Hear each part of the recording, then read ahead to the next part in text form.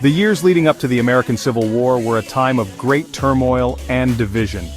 The issue of slavery had long been a source of contention between the North and the South, but in the 1850s, this tension reached a boiling point. Nowhere was this more evident than in the territory of Kansas, where pro-slavery and anti-slavery forces clashed in a bloody conflict known as Bleeding Kansas. From 1854 to 1859, Kansas became a battleground for the future of slavery in the United States. Settlers from both sides poured into the territory, determined to shape its destiny. The violence that erupted in Kansas shocked the nation, and served as a grim foreshadowing of the horrors to come during the Civil War. At the heart of the conflict in Kansas was the issue of popular sovereignty. This principle, championed by Senator Stephen Douglas of Illinois, held that the people of a territory should decide for themselves whether or not to allow slavery.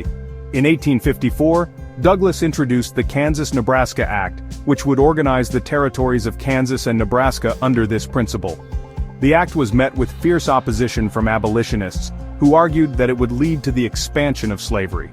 Despite their protests, the Kansas-Nebraska Act was passed, effectively repealing the Missouri Compromise of 1820, which had prohibited slavery north of the 36 degrees 30 minutes parallel. The passage of the Kansas-Nebraska Act opened the floodgates for settlers from both sides of the slavery debate. Pro-slavery settlers, many from neighboring Missouri, crossed the border into Kansas, determined to establish a slave state. They were met by anti-slavery settlers, some of whom were aided by organizations like the New England Emigrant Aid Company. Both sides were determined to control the territorial legislature, and thus dictate whether Kansas would be admitted to the Union as a free or slave state. Elections were marred by fraud and violence, with both sides accusing the other of cheating.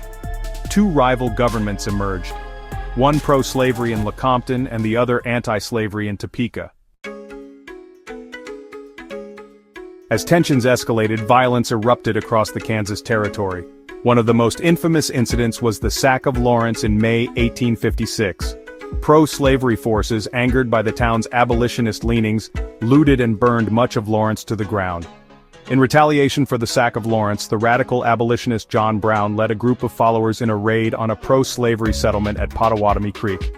Brown and his men dragged 5 men from their homes and hacked them to death with broadswords.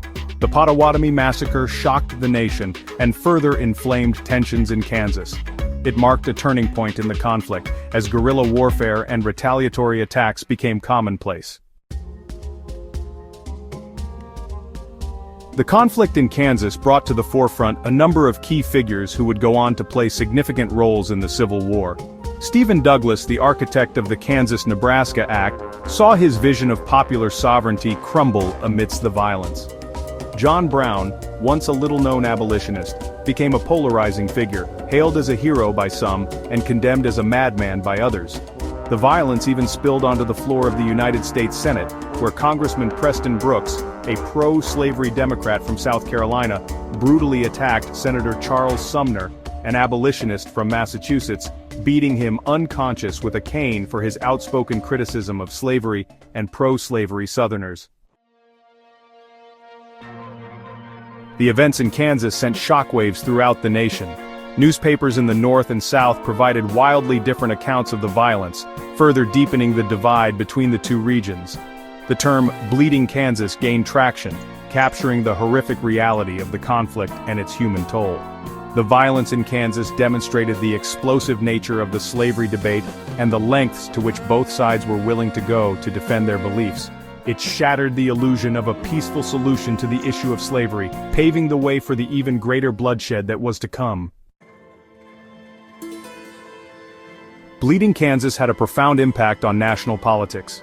It fueled the rise of the Republican Party, a new political force united in its opposition to the expansion of slavery. The Republican Party provided a home for many Northerners who were horrified by the violence in Kansas and determined to prevent the spread of slavery into the territories. The debate over Kansas also dominated the presidential election of 1856. The Democratic Party, deeply divided over the issue of slavery, nominated James Buchanan, who they hoped could appease both North and South. The Republican Party nominated the explorer and politician John C. Fremont, who ran on a platform of opposing the expansion of slavery. While the violence in Kansas subsided by 1859, its legacy continued to haunt the nation. The territory eventually joined the Union as a free state in 1861, but not before the nation had plunged into the abyss of civil war. Bleeding Kansas exposed the deep divisions that plagued the nation, and the futility of compromise on the issue of slavery. It showed that the nation was willing to go to war with itself over the question of human bondage. The violence that erupted in Kansas served as a tragic prelude to the even greater carnage of the Civil War. Bleeding Kansas was a dark chapter in American history, a time of intense violence and bitter division. Yet it was also a crucible from which a new nation emerged. The horrors witnessed in Kansas galvanized the abolitionist movement and fueled the growing movement for disunion. The legacy of Bleeding Kansas is a complex one, marked by both tragedy and triumph. It is a reminder of the fragility of democracy and the importance of confronting injustice. It is also a testament to the resilience of the human spirit and the enduring power of the fight for freedom.